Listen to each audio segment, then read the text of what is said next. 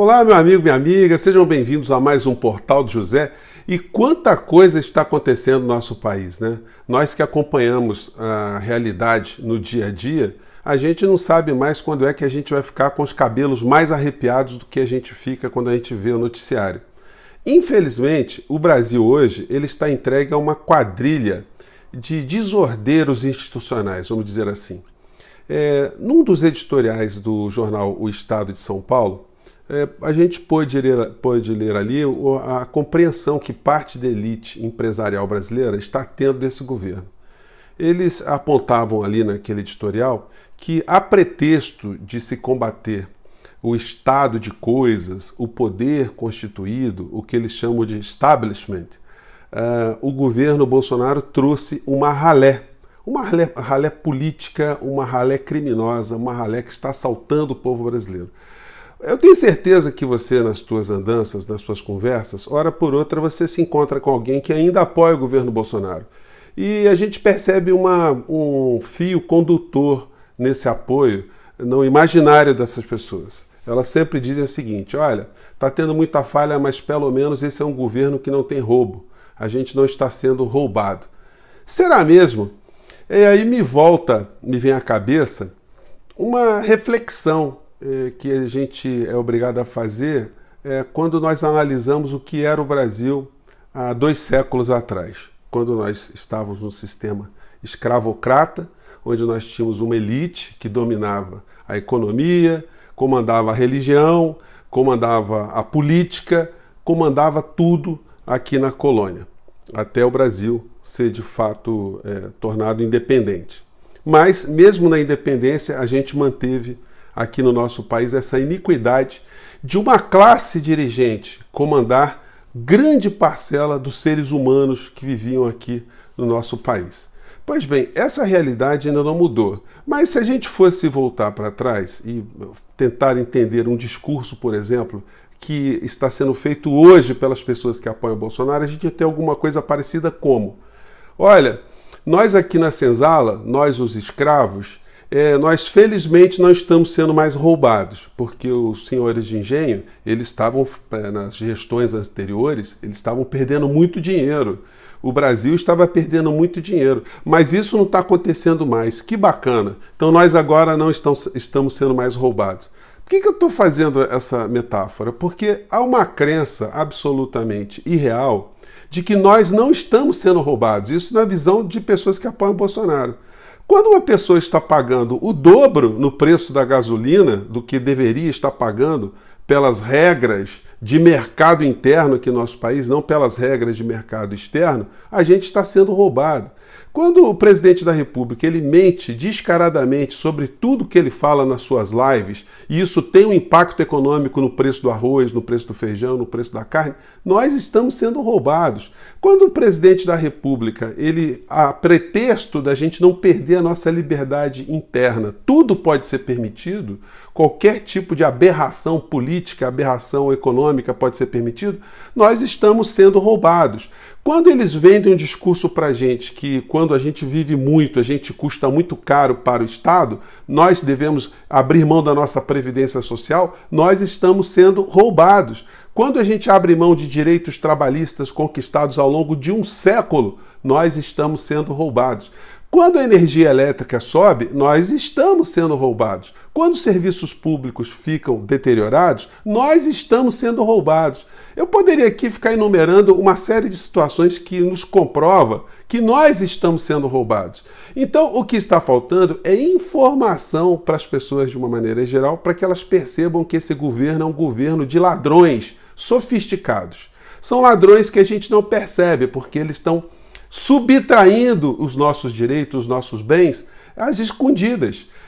Existe um outro grupo de cúmplices que chama atenção de um lado, existe um outro que tenta distrair as vítimas, que são os grandes veículos de comunicação, e as quadrilhas todas estão mancomunadas para assaltar o povo brasileiro. Bom, eu quero falar um pouco mais sobre alguns assuntos, mas já estava até me esquecendo de convidar você, que está chegando agora no nosso portal, a se inscrever aqui no nosso portal. Conheça os nossos outros vídeos, ajude outras pessoas também a entender melhor o que está acontecendo no nosso país. Vamos alertar ao máximo as pessoas que estão ainda crédulas nesse governo Bolsonaro. Eu acho que esse é o papel de todos nós que nos interessamos pela política, pela realidade aqui no nosso país. E aqui o nosso espaço é uma ferramenta para esse tipo de propósito, né? Então, se gostar, dê joinha e mande seus comentários para cá, porque são sempre lidos e são sempre considerados. Gente, quando temos um presidente mentiroso, e a mentira tem um propósito, é amortecer a sociedade para que ela não perceba esse roubo todo que eu estou falando para vocês. Nós estamos sendo roubados por um mentiroso. Nós estamos ali sendo comandados por uma quadrilha que não é mais um governo, é apenas um ajuntamento de criminosos sofisticados. A gente tem que falar isso, gente, pode parecer meio agressivo, mas é a realidade diante de todos os fatos que a gente está presenciando. A qualidade de vida do povo brasileiro está caindo. Quando a gente vê um ministro da Economia festejando que a arrecadação de impostos cresceu 24% no período de um ano, olha, mas cresceu como? O Brasil está parado. Se o Brasil está parado, nossa economia não está crescendo, o governo está arrecadando mais impostos, está arrecadando impostos de quem? De nós que pagamos impostos. Então nós não estamos sendo roubados?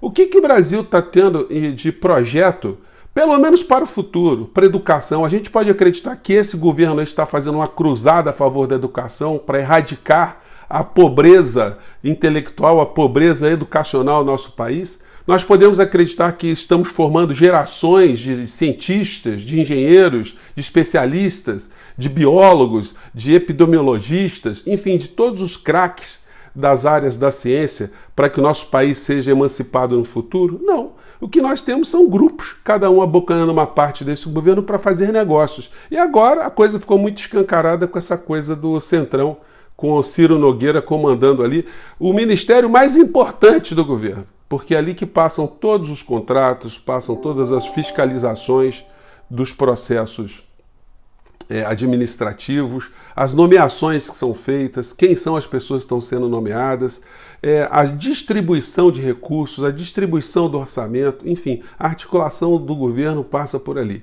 E o presidente já tinha entregue a administração do governo dele ao seu líder, o Ricardo Barros, esse homem envolvido em uma série de falcatruas desde sempre, o Arthur Lira, que está à frente do Senado, da Câmara, blindando o Bolsonaro politicamente por interesses paroquiais e para cumprir também interesses de classe dos senhores de engenho contra nós, os escravos modernos. Enfim, tem ali o Rodrigo Pacheco no Senado, e isso não muda muito a configuração que já tinha o Congresso antes, com Rodrigo Maia, o omisso, e também o Alcolumbre, o omisso número 2. Na Procuradoria-Geral da República, a gente tem o omisso mor da República, um homem que não está vendo absolutamente nada, como essa história do Braga Neto, que merece também mais alguns comentários. Gente, eu quero falar um pouco da live do presidente rapidamente ontem, que é repetida, né? Dá pra gente gravar e colocar semana que vem, que vai ser a mesma coisa. Mas eu quero voltar a falar do Braga Neto, como eu tinha falado no meu Twitter ontem. O Braga Neto certamente ele ia voltar ao assunto dizendo que não disse nada daquilo que está sendo confirmado pelo Estado de São Paulo. O Estado de São Paulo tem isso tudo documentado, o jornal tem documentado. Se o Braga Neto falar que não falou e que mentiu, se ele for para o confronto, isso vai vir à tona. Então essa história ainda não está morta. Mas vocês vejam a pequenez mental dos homens que estão nesse governo, dessas quadrilhas, desses gangsters, dessas pessoas mal formadas. A gente tem um ministro da Defesa, cuja função é cuidar do quê? De articular a defesa do nosso país.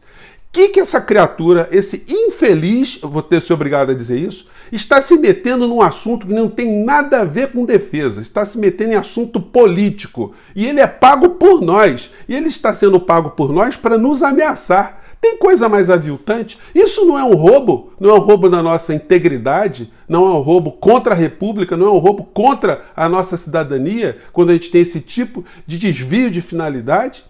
Então é preciso que as pessoas se manifestem cada vez mais com relação a esse tipo de desvio. Isso mostra muito a má formação de parcela dos militares no nosso país, né? Os caras não se dão mais ao respeito. Eles se colocam na situação de se equipararem ao Bolsonaro, de se transformarem num ser abjeto, num ser despreparado, num ser com qualidades morais deploráveis, como o presidente da República. Estão todos ali fazendo alguma coisa por dinheiro, porque não há explicações, esses caras não aprenderam nada nas academias militares que justifiquem ou que justifica Isso que eles estão fazendo, esse conluio, esse acumpliciamento com essa área econômica na entrega do patrimônio público aqui do nosso país.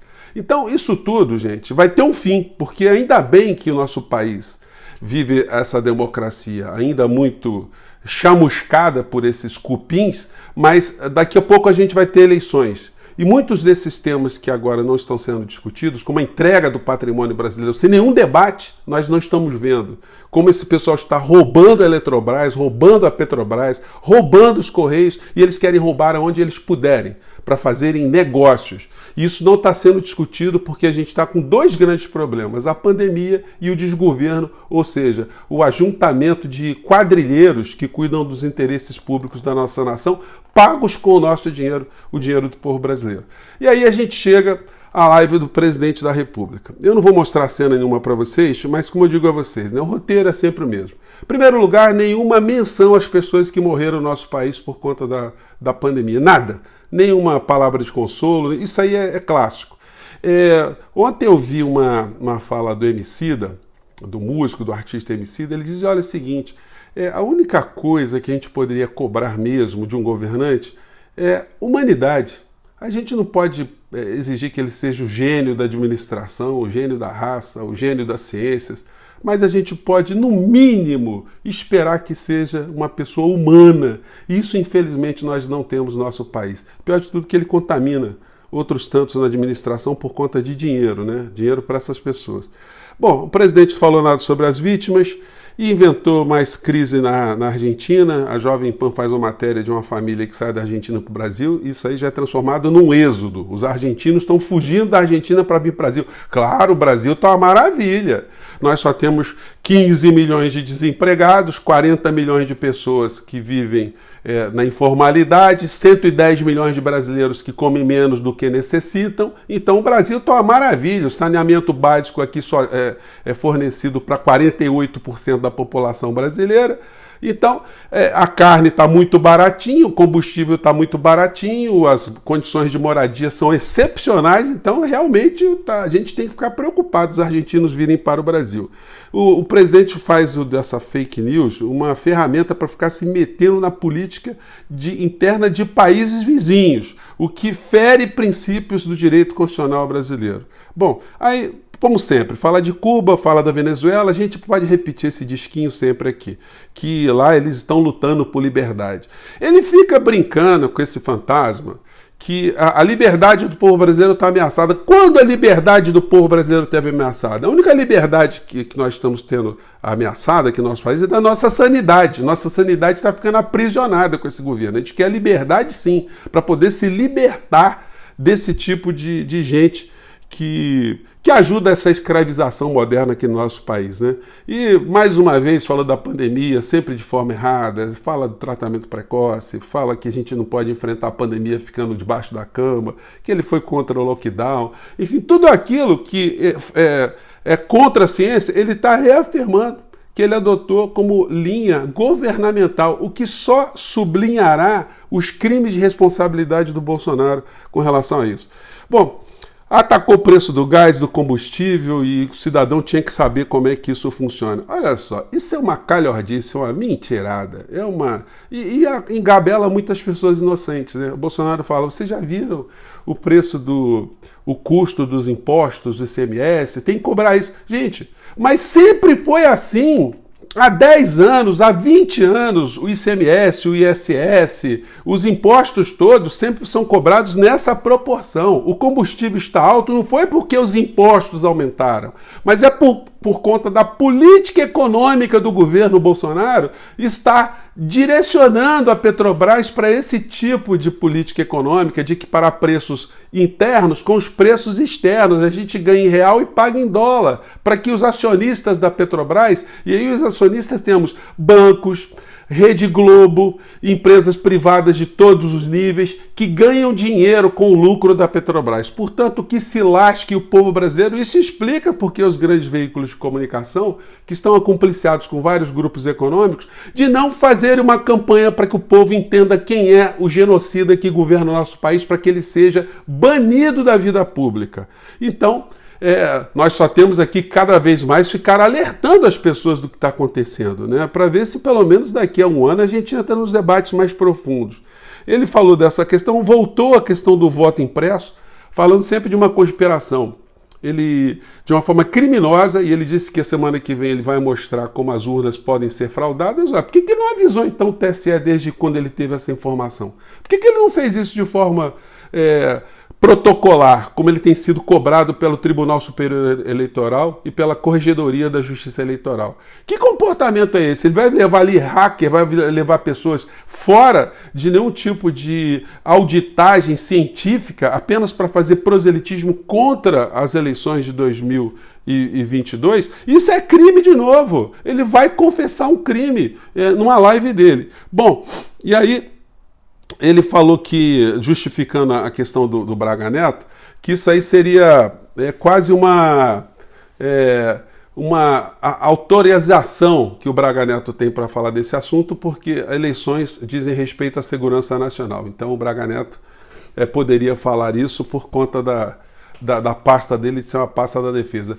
Tudo conversa fiada para engabelar as pessoas, para fazer com que o Bolsonaro apenas se preserve, ele e o seu clã, no meio de um país que está sendo destroçado por essas quadrilhas de cupins que estão dentro do governo federal. Mas a gente, no nosso espaço aqui, a gente vai levantando essas bolas e cada vez mais elas vão chegando em outros campos e cada vez mais pessoas estão tomando consciência do que de fato está acontecendo aqui no nosso país. E pessoas como vocês aqui no nosso portal são pessoas muito importantes. Eu quero mais uma vez abraçar todos vocês, sintam-se muito abraçados, porque eu tenho certeza absoluta que vocês estão empenhados em ajudar de alguma forma o nosso país a sair desse abismo que a gente caiu. Eu fico por aqui, gente. Um grande abraço e até o nosso próximo encontro. Tchau.